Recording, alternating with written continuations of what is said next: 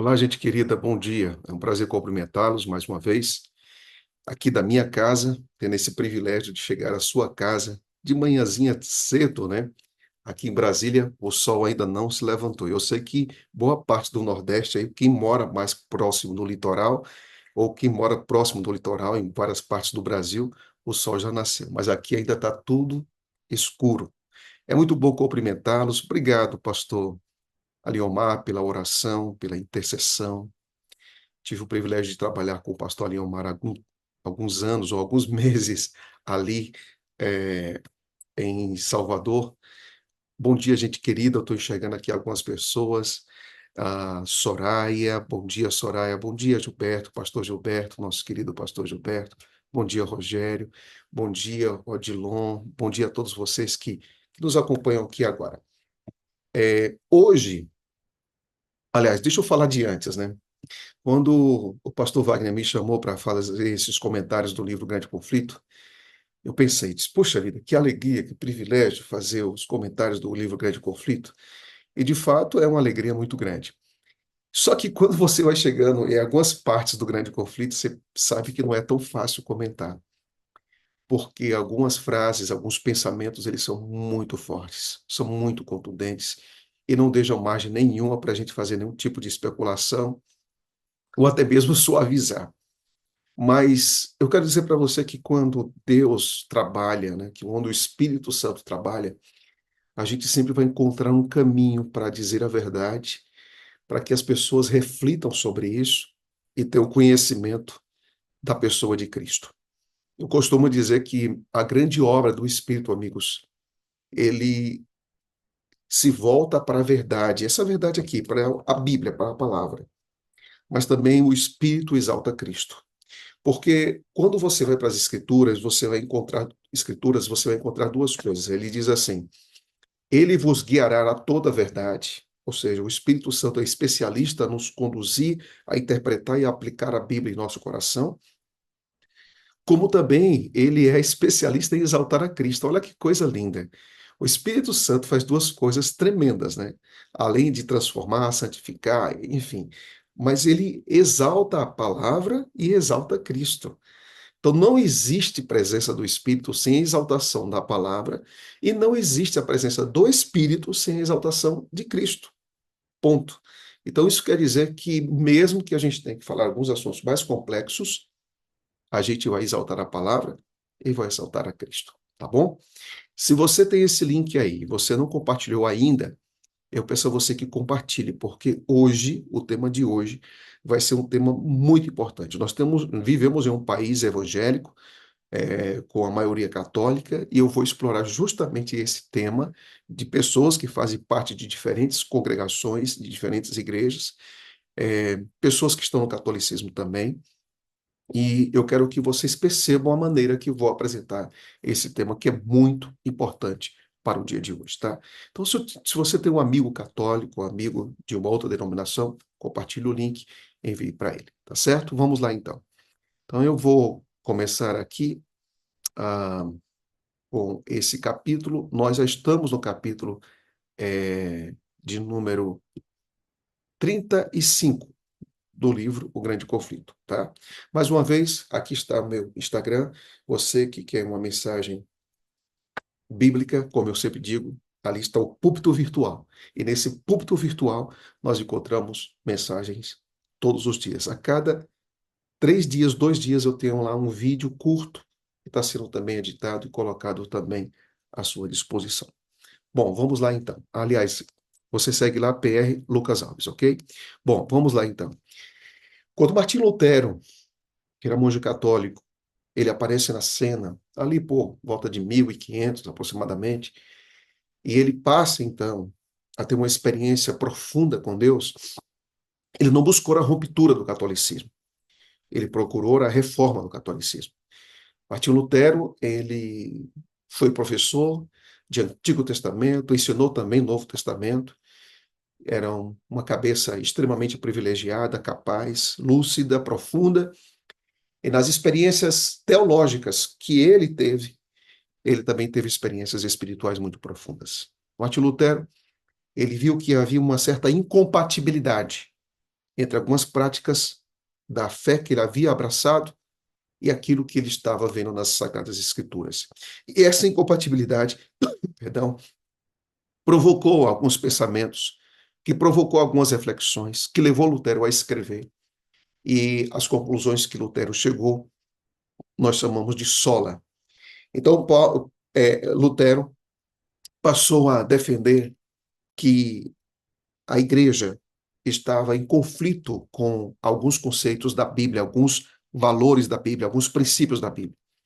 E aí, então, nós entendemos que Lutero, ele passa, então, a programar, ou melhor, a promover a sola, que seria a sola graça, só a graça, só Cristo, só Deus, só a glória de Deus, só as Escrituras e só a fé, conhecida como solas. Essa era a base da teologia de Lutero, que levou, então, à Reforma Protestante. Se bem que há alguns anos atrás, como Wycliffe, Zwingli e muitos outros, contemporâneos e outros que vieram antes de Lutero, participaram também desse grande movimento, que era um retorno às Sagradas Escrituras. Quando nós olhamos hoje, o que acontece é que o protestantismo deixou de protestar, deixou de se posicionar. Os protestantes hoje veem o catolicismo de maneira muito mais favorável do que anos atrás, diz o livro Grande Conflito. Alguns dizem que Roma mudou, se arrependeu de seus pecados passados, mas essas pessoas se esqueceram da afirmação de infabilidade proveniente desse poder. Roma declara que a igreja nunca errou, nem jamais, de acordo com as escrituras, irá errar. Baseado nessa citação, existe um outro pensamento que nos leva a perceber essa aproximação entre Roma e os protestantes. Muitos protestantes estão fazendo paz com Roma progressivamente. Confissão a padres, a heresia contaminadora e as cerimônias luxuosas desagradam a Cristo. Nesse quadro que você está vendo, esse é um encontro que ocorreu em 2015. Para ser mais específico, essa publicação ela ocorre em dia 30 de outubro de 2015. Esse encontro apresenta algo muito relevante, ele é simbólico, porque existe um documento que foi apresentado de retorno, de paz, de ligação entre católicos e luteranos.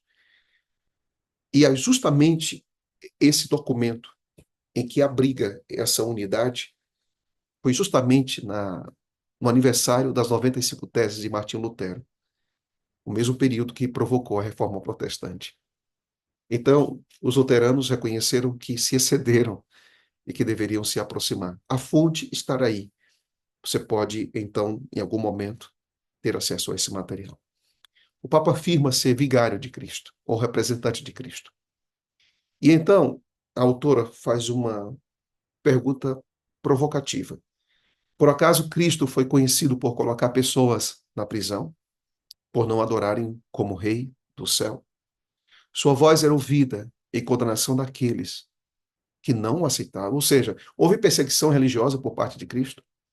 Cristo intimidou as pessoas por não crerem nele. Cristo ameaçou pessoas, pessoas foram enviadas para a fogueira, para a prisão, para a tortura, porque não aceitaram o próprio Salvador? Não. Um dos grandes desafios que existem no mundo hoje, e especialmente na Igreja Romana, chama-se de liberdade religiosa. A liberdade religiosa é tolerável se a Igreja Romana estiver como cabeça.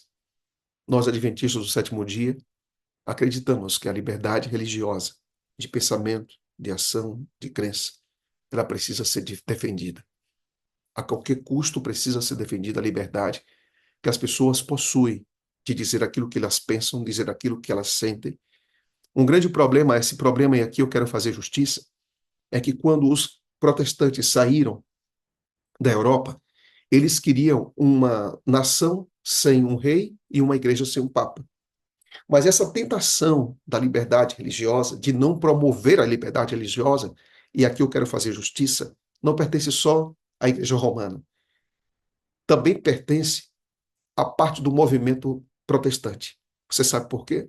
Porque quando os protestantes saíram da Europa e foram para os Estados Unidos, eles diziam o seguinte: aqui, na nossa nação, não vai ser permitido ter nenhum tipo de religião.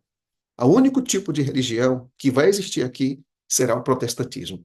Ou seja, os próprios protestantes adotaram o mesmo método que foi feito na Europa quando não havia liberdade nenhuma religiosa. A falta da liberdade religiosa, ela é sempre tentadora para todos os segmentos religiosos. Você sabe por quê? Porque a tentação é que a minha fé, é que a minha religião, é que a minha crença é mais importante do que as outras. E se ela é mais importante do que as outras, ela deve ser imposta. A religião que é imposta, ela não procede do céu, porque o próprio Deus deu tanta liberdade que o texto de João diz assim: veio para o que era seus, mas os seus não o receberam. Isso quer dizer que Cristo dá liberdade para você concordar com ele, aceitá-lo ou não, viver em seus caminhos ou não, ou expressar uma outra fé religiosa. Sempre é tentador para qualquer segmento religioso impor sua religião sobre os demais. Por isso, eu quero dizer para você, que é adventista do sétimo dia, nós defendemos abertamente a liberdade de religião. Não importa o seu credo, não importa qual a sua matiz religiosa, os adventistas do sétimo dia acreditam, defendem e promovem a liberdade religiosa. Você sabe por quê? Porque quando essa liberdade for retirada, você sabe o que vai acontecer. Quando a liberdade religiosa ela é extraída, ela é retirada, a perseguição vem como consequência. Avançando mais um pouco. Compreendendo isso, que a história da Igreja Romana, ela sufoca, ela impede e ela não promove a liberdade religiosa. Quando as pessoas colocam as próprias teorias acima da palavra de Deus, a inteligência é capaz de causar ainda mais dano que a ignorância. Ou seja, quando a tradição ela toma conta daquilo que a palavra de Deus diz.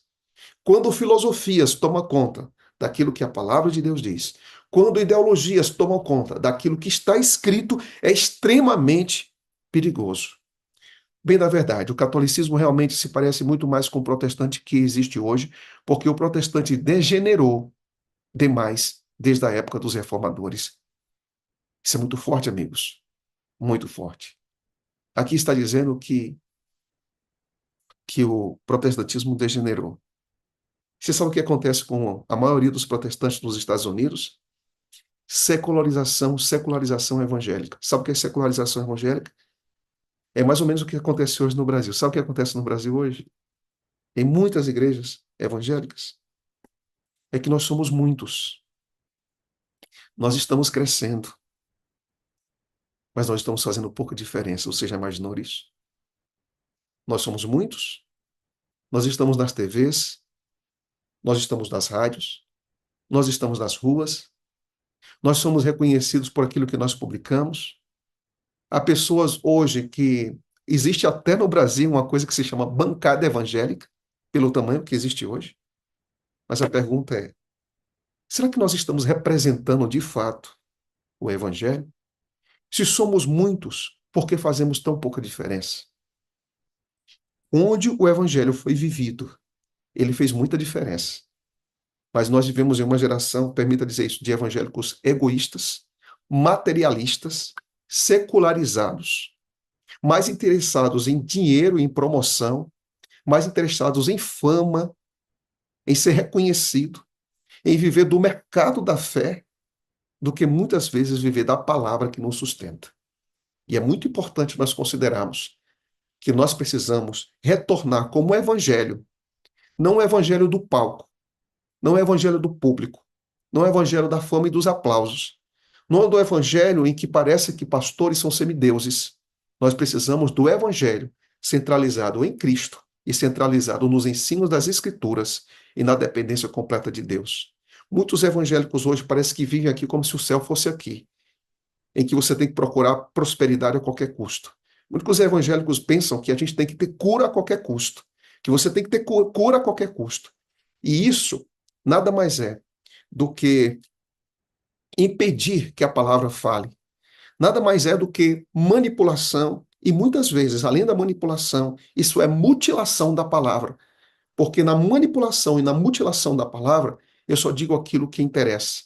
Então, para promover minhas ideologias e não o reino e não o evangelho, eu trabalho com o evangelho da autoajuda, eu trabalho com o evangelho do coach, eu trabalho com o evangelho da promoção social, eu trabalho com o evangelho da prosperidade, eu trabalho com o evangelho da saúde a qualquer custo, da cura a qualquer custo, mas muitas vezes, por trás disso, e muito atrás disso, o evangelho puro e simples, do Cristo que veio, do Cristo que morreu e do Cristo que ressuscitou, do Cristo que intercede e do Cristo que vai voltar, isso tudo é deixado de lado. Eu quero dizer uma coisa para vocês. Voltemos ao Evangelho. E o Evangelho se resume naquilo que Cristo fez, naquilo que Cristo faz e naquilo que Cristo fará. Enquanto muitas vezes nós adventistas somos acusados de não vivermos o Evangelho, pelo contrário, nosso compromisso está na absoluta e completa palavra de Deus. Provem e vejam. Além disso, nós vamos aqui encontrar algumas colocações muito interessantes. Diz assim: uma era de grandes trevas intelectuais foi favorável ao sucesso do papado. Veremos ainda que uma era de grande luz intelectual será igualmente favorável. Muitas vezes, o distanciamento da palavra de Deus leva as pessoas a viverem na ignorância. Mas também o mau uso do intelectual também leva as pessoas a viverem na ignorância. É mais ou menos isso que o texto aqui está dizendo. Agora, eu queria aqui só fazendo uma observação. Recentemente, um conhecido pastor evangélico, que não está aqui no Brasil, está em Miami, está nos Estados Unidos, se eu não estiver enganado, ele pregou, muito conhecido nas redes sociais, ele pregou dizendo que não leve suas filhas para as universidades, porque elas se tornarão pessoas completamente apóstatas. E nem tão pouco coloque os seus filhos em faculdades. Eu quero aqui dizer uma coisa para vocês. Isso veio de uma boca de alguém muito conhecido, com milhões de seguidores nas redes sociais. Quero dizer uma coisa para vocês. As maiores universidades do mundo têm origem, ou teve origem, com o protestantismo. Harvard, Stanford, Oxford e muitas outras tiveram influência do protestantismo. Aliás, nos muitos símbolos, nos brasões dessas universidades, a fé é apresentada. Parece que não faz mais sentido porque muitas delas de fato se secularizaram. Mas eu quero dizer uma coisa para vocês. O verdadeiro evangélico, o verdadeiro protestante, ele tem compromisso intelectual. Ele não para de estudar. Se você ler o livro O Grande Conflito, você vai perceber que Zwinglio, que Lutero, que John Hus, que Calvino, que Wycliffe e que muitos outros eram extremamente inteligentes, que entendia do mundo secular e que mas abalizava tudo na teologia. Quero dizer uma coisa para você, se você tem filho, olha o que eu vou falar aqui e me responsabilizo por aquilo que falo. Se você tem filho e filhas que querem ir para a universidade, vá para a universidade, estude nas universidades, seja onde for, mas tenha sempre, a palavra de Deus como base. Porque quando a gente tem palavra de Deus como base, a gente não é sufocado e levado por nenhum ensinamento que é apresentado nas universidades secularizadas no dia de hoje. Mas ali, é lá que a gente tem que ser luz. Nós, como luz, nós não corremos das trevas. Nós, como luz, brilhamos em meio às trevas. Nós não estamos aqui para correr, para fugir do mundo. Nós estamos aqui para ser, sabe o quê? Um Daniel em Babilônia. Nós estamos aqui para ser, sabe o quê? Um José no Egito. Nós estamos aqui, amigos, para fazer a diferença e não sermos influenciados por filosofias temporárias que querem mudar o mundo, quando nós acreditamos que o que muda o mundo, é o poder da palavra. Se você tem filho, que o seu filho seja fiel nas Babilônias dessa vida, seja firme na Babilônia dessa vida. Você sabe por quê? Campos universitários não deveria ser considerado como lugar de apostasia. Campos universitários deveria ser para cristãos, campos missionários. Campos missionários e não campos de apostasia. Nossos jovens deveriam ir para a faculdade. Sabe para quê? Para ser luz. Enquanto se ensina que lá o homem é fruto do acaso e de uma evolução, ponham o seu jovem lá para dizer que em 6 dias o Senhor criou os céus e a terra, e que no sétimo dia descansou conforme as Escrituras. Ele vai ser perseguido. Agora, Cristo não tem medo de perseguição, porque ele sabe de uma coisa, que o Senhor estará com ele todos os dias e todos os lugares. Não abra mão das suas convicções. Crentes que é levado facilmente por qualquer filosofia, em qualquer faculdade, nunca colocou seu coração completamente na palavra, porque se nós estivermos na palavra, as tempestades virão, as incredulidades virão, mas nós iremos ser firmes. Há tanta gente nessa vida que foi alcançado nos centros universitários, sabe por quê? Porque não abriram mão das suas convicções. Um crente que não é firme, meu irmão, ele não vai ser firme em nenhum lugar, nem na faculdade, nem no emprego, nem na vizinhança. Um crente que é firme, ele vai ser firme na faculdade, quando não tem nenhum crente, no emprego, quando ninguém é crente, na vizinhança, quando ninguém é crente. Sabe de uma coisa? O que nos sustenta é a palavra. E a palavra, quem acredita, não tem medo de receber contradição. Ele não tem medo. A vida intelectual não está separada da vida espiritual. Não está separada. Que Deus nos abençoe e nos torne firmes nesse propósito. Cresça, faça sua faculdade, faça seu mestrado, faça seu doutorado e todo o progresso da sua vida glorifique a Deus. Você sabe por quê? Porque a Bíblia diz assim: aqueles que me honram, eu honrarei. Esses homens, Lutero, Zwingli e muitos outros, foram para os lugares mais avessos àquilo que eles defendiam. Mas eles foram luzes. E você, querido jovem, vai ser luz aonde Deus colocar você. Esse foi um parênteses para que a gente retorne aqui para o tema de hoje. Qual foi o outro problema do romanismo? Foi colocar a tradição no lugar da Bíblia. A tradição aponta o sacerdote católico, ele é o representante de Cristo. A Bíblia aponta que Cristo é representante do Pai. A tradição aponta que o domingo é dia do Senhor. A Bíblia aponta que o sábado é o dia do Senhor. A observância do domingo é um costume que se originou com Roma. E a Igreja Católica a reivindica como sinal de sua autoridade. O espírito do papado de seguir os costumes do mundo e honrar as tradições humanas, acima dos mandamentos de Deus, está se infiltrando nas igrejas protestantes. Olha que coisa interessante isso. Eu vou repetir essa frase. Os costumes do mundo e honrar as tradições humanas acima dos mandamentos de Deus está se infiltrando nas igrejas protestantes, levando-os à mesma obra de exaltação do domingo que o papado realizou. 3 pontos sobre o que tem integrado protestantes, evangélicos e católicos. 3 coisas: imortalidade da alma, a guarda do domingo e a doutrina do inferno. Eu queria aqui só dizer uma coisa para vocês. No passado, os evangélicos eram chamados de protestantes, porque tinha algo a dizer, protestavam. Depois, foram chamados de evangélicos. Então, não tem muita coisa para protestar. E agora são chamados, sabe de quê? De comunidades. Comunidades. Parece que as nomenclaturas têm alguns recados por aí. A gente era protestante, evangélico, agora é comunidade. Então, a gente não tem muito a dizer.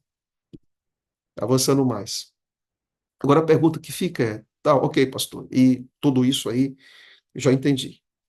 Agora eu quero mostrar para vocês outro lado. Porque existe uma tendência, sabe qual é a tendência? É dizer o seguinte: bem, se existe essas filiações, essa irmandade, perdão, entre protestantes e católicos, então eu, adventista, sou exclusivista. Sou exclusivista.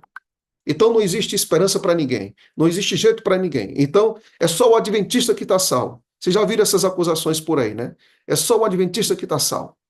Não, porque nós somos exclusivos. Não, porque nós somos povo de Deus. Eu quero agora apresentar para você citações do livro Eventos Finais e também do Grande Conflito, de como nós devemos encarar os evangélicos e os católicos. De que maneira o adventista encara?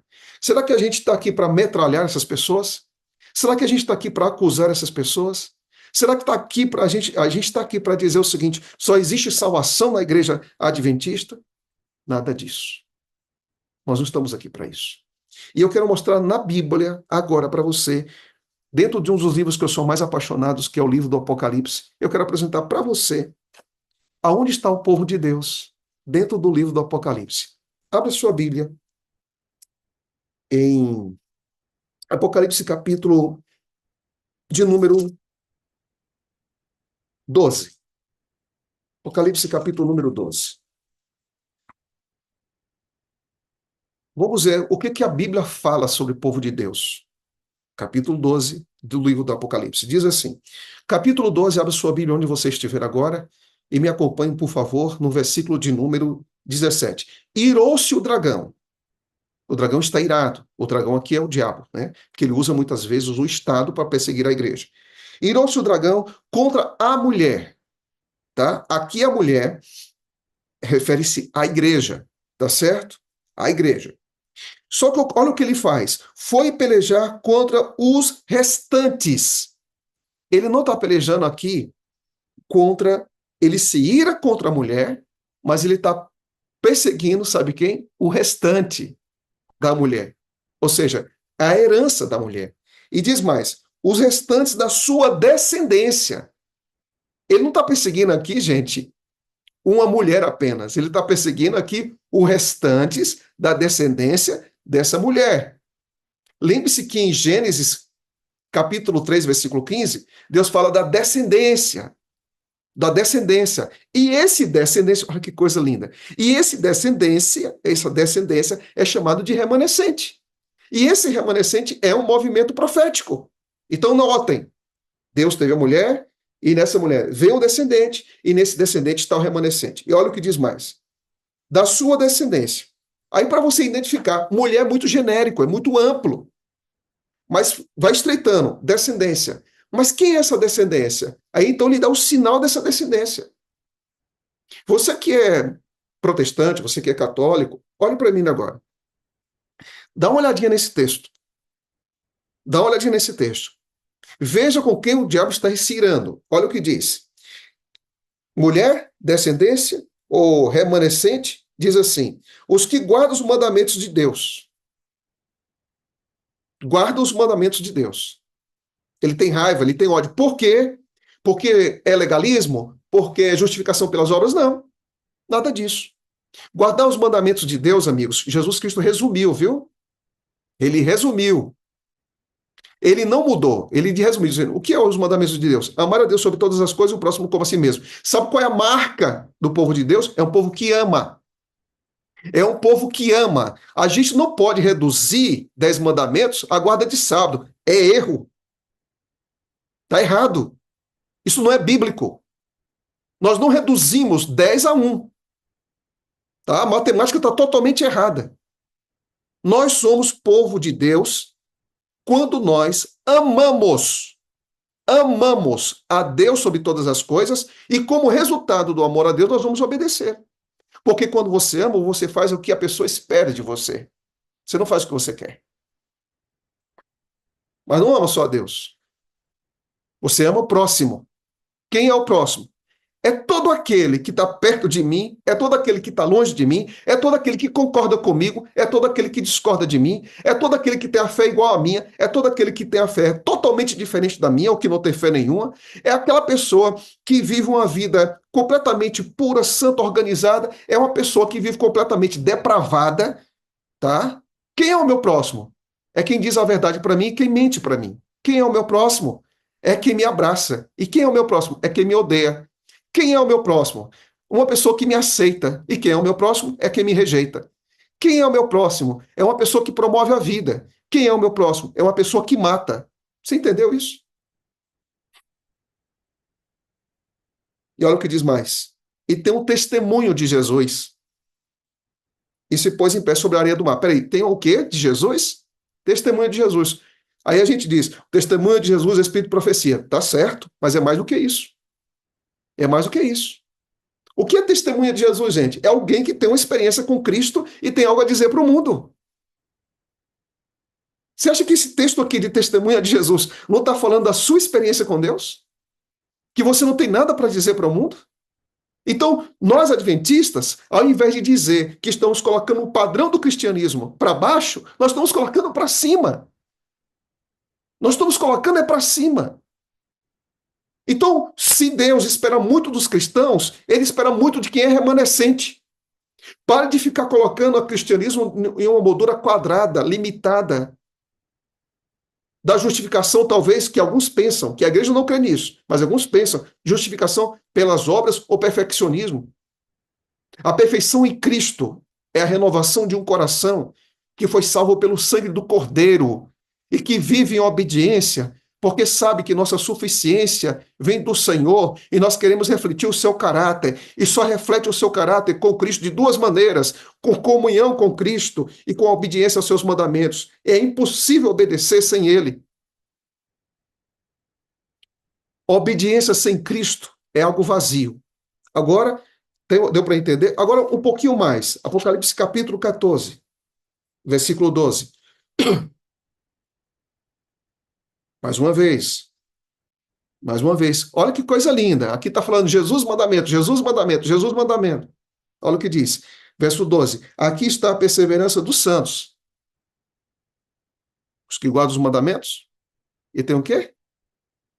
Fé em Jesus. Aí o pessoal diz, não, mas Apocalipse é besta, é não sei o quê, é data, é evento, é marca. Jesus, meu irmão.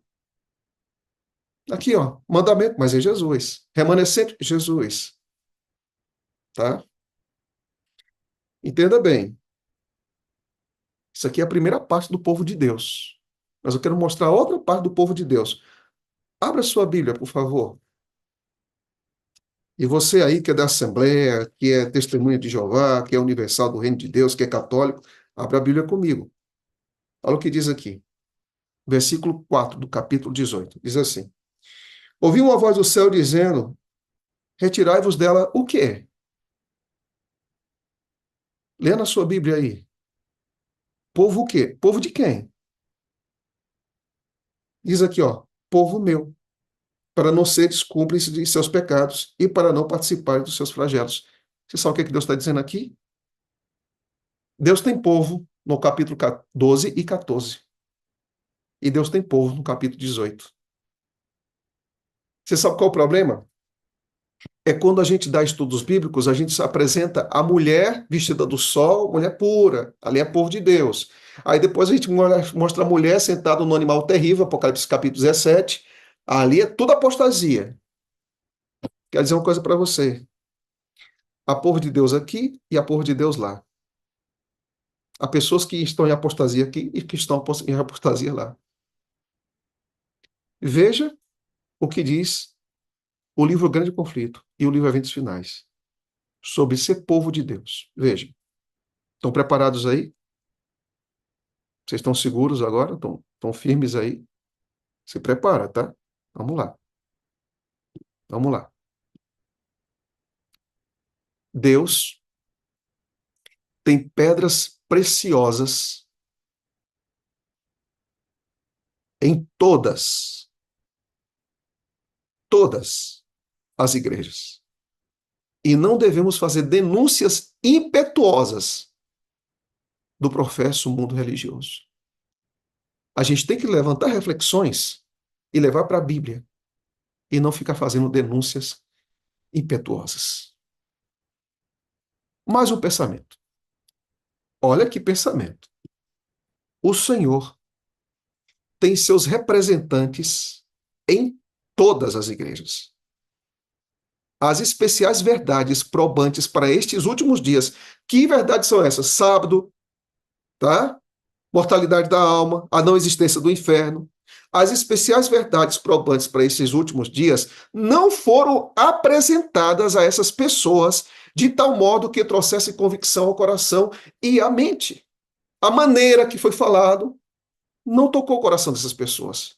Por isso, ao rejeitar a luz, elas não romperam sua ligação com Deus. O que que você acha disso? Como é que você enxerga isso? Aqui está dizendo, amigos, o seguinte, ó, tem pessoas que o coração não foi tocado. Tem pessoas que talvez a abordagem, sabe como foi a abordagem? Foi a abordagem ali talibã, sabe? Aquela abordagem ou vai ou desce, ou você aceita ou você está perdido. E não é assim. Deus tem muita paciência com a gente. Tem pessoas que não somos nós que levamos a convicção, amigos. É a pessoa do Espírito. E mesmo que essas pessoas não aceitem o que você está dizendo, não briguem com elas. Não criem conflito com elas. Não crie barreira contra essas pessoas. Sejam amáveis, que a verdade nos torna pessoas amáveis. A verdade nos torna pessoas tolerantes. A verdade não nos torna pessoas coniventes, mas nos torna pessoas tolerantes. Calma, calma. Se na sua família alguém acredita de forma diferente de você, o seu dever é viver intensamente aquilo que você acredita, mas não criar conflitos e não criar confusão. Você não foi chamado para isso. Você não foi chamado para atropelar as pessoas pelas suas crenças. Você foi chamado para ser luz com suas crenças. Você tem que viver o evangelho de tal maneira que provoque o desejo na outra pessoa de dizer por que que ele vive assim? Por que que ele tem tanta saúde quando esse mundo está aqui doente? Por que que essa pessoa é tão serena quando a gente vive num mundo estressado? Por que que essa pessoa vive em tanta paz? A gente vive num mundo aqui ansioso. Por que que essa pessoa consegue dormir bem? Por que que essa pessoa tem um bom casamento, tem boa educação dos filhos? Não é nada perfeito, mas é algo bom. Eu quero viver isso. Abra as escrituras. Evangelho, meu irmão, não se prega apenas com conteúdo, se prega com vida. O conteúdo do evangelho é aquilo que você crê e aquilo que você vive, não é só o que você crê. Conteúdo do evangelho não é só sua convicção. Olha aqui o sábado, está aqui o sábado. Ok. O quanto Cristo está presente no seu sábado? O quanto Cristo está presente no seu sábado? Olha, reforma de saúde, não pode comer carne, não pode ir para churrascaria. Ok. Mas qual é o efeito que isso está tendo no seu relacionamento com os outros? Faça a reforma de saúde para inspirar os outros e não para virar ameaça para os outros. Se você não fizer, você vai morrer. Não precisa disso. As verdades que nós cremos precisa ser apresentado no contexto de Cristo e dirigido pelo Espírito, para que se torne bênção para a gente e para os outros. Porque se não for assim, meu irmão, se torna carga que nem a gente consegue levar. Que nem a gente consegue levar. Um dia, meu pai, eu ali teologando, primeiro ano, não era nem teologando, eu estava terminando o ensino médio. Meu pai estava fazendo ampliando a cozinha. E quando meu pai estava ampliando a cozinha, no dia de sábado, eu fui para a igreja. Coloquei minha gravatinha, camisa branca, fui para a igreja, lá em São José de Mipimbu. Fui para a igreja. Quando eu cheguei, meu pai estava trabalhando sozinho, sozinho com o pedreiro. Fui para o meu quarto, troquei de roupa, coloquei sandálias havaianas, um short, camisa regata, peguei a enxada e fui ajudar meu pai. Ele se assustou. Disse, mas o que você está fazendo, meu filho? O que você está fazendo? Estou fazendo aquilo que Jesus Cristo disse que eu deveria fazer, pai. Não estou fazendo nada em benefício próprio. Como é que eu vou ver meu pai aqui, aposentado, suando, transpirando, e eu vou agora comer e vou tirar uma soneca e vou dar estudos bíblicos? Eu estou aqui para dizer que isso é evangelho. Meu pai ficou de boca aberta. Um ano depois, meu pai estava sendo batizado nessa igreja. Um ano depois. Viva o evangelho com tanta intensidade, com tanta vida, que as pessoas queiram que você tem. E não viva o evangelho de forma doentia, doentia, ao ponto das pessoas se enfermarem. Eu quero lá isso para a minha vida, quero ver outra coisa. O que Cristo fez por nós é algo tão profundo, tão genuíno, que ele diz: deixa a sua luz brilhar. Não força nada, não, tá? Não força nada, não. Deixa só a sua luz brilhar que você vai ver o resultado. E aqui, vamos avançar. Perdão aqui pelo tempo, tá, gente? Temos mais aqui. Olha o que diz. Diz assim: no capítulo 18 do Apocalipse, que esse capítulo que você acabou de ler o texto, diz assim: o povo de Deus é convidado a sair de Babilônia. Veja o texto, põe os seus olhos na tela. De acordo com esta passagem, muitos do povo de Deus ainda devem estar em Babilônia. E em que corporações religiosas se encontrará hoje a maior parte dos seguidores de Cristo? Sem dúvida, nas várias igrejas que professam a fé protestante. Onde é que está o povo de Deus? Onde é que está a maioria? Estão aí espalhados por aí. Gente, crente, meu irmão, não crê naquilo que eu creio, mas gente sincera, crente, crente, crente, crente. É o recado do adventismo para dizer, para pregar lá? Não, não é o adventismo que diz isso. Quem diz isso é a Bíblia. Apocalipse capítulo 14 e Apocalipse capítulo 18, Deus está dizendo, olha, sai, venha. É papel nosso pregar. É por isso que o adventista não prega só para pessoas que são de fora. A gente prega para todos. Para todos. E todos devem colocar no crivo a palavra para ver se procede aquilo que nós estamos dizendo. E aqui diz mais: a grande massa dos verdadeiros seguidores de Cristo encontra-se ainda em sua comunhão. Está falando de Babilônia. Então está dizendo que Deus tem muita gente no romanismo, no protestantismo, em todos os lugares. Gente crente, gente fiel, gente de Deus. E qual é o nosso papel? Abra a sua Bíblia. Apocalipse 18. Qual é o nosso papel? Tem uma missão para nós? Tem. Olha o que diz.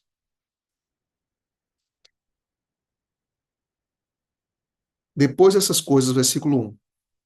Vi descer do céu um outro anjo, que tinha grande autoridade, e a terra se iluminou com sua glória. Quem é esse anjo? Que a terra iluminou com a sua glória. Quem é esse anjo? Somos nós. Nós temos uma missão: iluminar com a sua glória. O que é glória de Deus? Sabe o que é glória de Deus? Sabe o que é glória de Deus? Glória de Deus, Moisés procurou a Deus, diz: Deus, me mostra a sua glória. Quando Deus mostrou a glória para Moisés, disse: eu vou fazer passar diante de você toda a minha bondade. Toda a minha bondade. E quando Deus passou, ele só viu as costas de Deus, ele disse: Deus longânimo, Deus misericordioso, Deus tremendo. Ele teve um impacto enorme. As pessoas precisam ver o caráter de Deus em nós. Quer dizer uma coisa, meu irmão? Como é que Deus quer ver o caráter de Deus em nós? Às vezes a gente está dentro da igreja brigando por bobagem, por coisa pequena. Por coisa pequena. Gente que briga por qualquer coisa. Como é que a gente vai refletir glória de Deus assim? Como é que a gente vai refletir glória de Deus se a gente não está lutando nem pelo nosso casamento? Como é que a gente vai refletir glória de Deus se a gente não está nem tendo paciência com os que estão errando? Paciência não é tolerância, não é conivência. Que o Evangelho vive em nós, para que a gente possa ser luz e iluminar a vida de outras pessoas. Eu acredito nisso aqui, amigos, e com isso eu encerro. E que eu acredito que um dia esse povo de Deus de Apocalipse capítulo 12 e 14 e 18 vai ter um encontro enorme, sabe? O povo de Deus precisa se encontrar em torno de Cristo e sua palavra. Olha a frase que está aí na tela. O povo de Deus, de Apocalipse 14, de Apocalipse capítulo 12 e de Apocalipse capítulo 18, precisa se encontrar em torno de Cristo e sua palavra. Você entendeu isso aqui? Eu pergunto, você crê nisso? Você aceita isso? Levanta sua mão e diga: pastor, eu creio nisso aí. O povo de Deus de Apocalipse 18 e o povo de Deus de Apocalipse 12 e 14, tá? Esse povo de Deus, eles precisam se encontrar em torno da palavra e de Jesus. Amém? Amém? Em torno da palavra e de Jesus. As duas coisas. Não é só palavra e não é só o Cristo. As duas coisas. O povo de Deus precisa se encontrar em torno da palavra e de Cristo. Quando a terceira mensagem, aí veio a razão do movimento dessa sala. Sala 57, reavivamento, busca do Espírito. Para quê? Quando a terceira mensagem se avolumar no alto clamor, e quando grande poder e glória, aleluia, acompanhar a obra final, o fiel povo de Deus participará dessa glória. Sabe o que significa isso? Quando a gente viver no Espírito e no tempo escatológico, isso for tão intenso, e junto com o Espírito exaltar Cristo e a palavra, o fiel povo de Deus que está em diferentes lugares vai participar dessa glória. Olha só, o fiel povo de Deus vai participar dessa glória. Isso é tremendo, né? Então isso significa que um dia, meus amigos, a gente precisa entender isso aqui, ó. Povo de Deus é cá e lá. Olhe essa imagem que você já deve ter dado tantos estudos bíblicos, né? Mulher vestida do sol e tal. Tem povo de Deus lá. Tem povo de Deus aqui. Tem gente apóstata lá. E tem gente apóstata aqui. Mas o que Deus quer é que nós sejamos povo de Deus. Por isso, não se esqueça, ó. Terceira mensagem, alto clamor e glória de Deus. E naquele tempo, aí sim, em torno da palavra, nós teremos um só povo. Em torno da palavra e em torno de Jesus Cristo.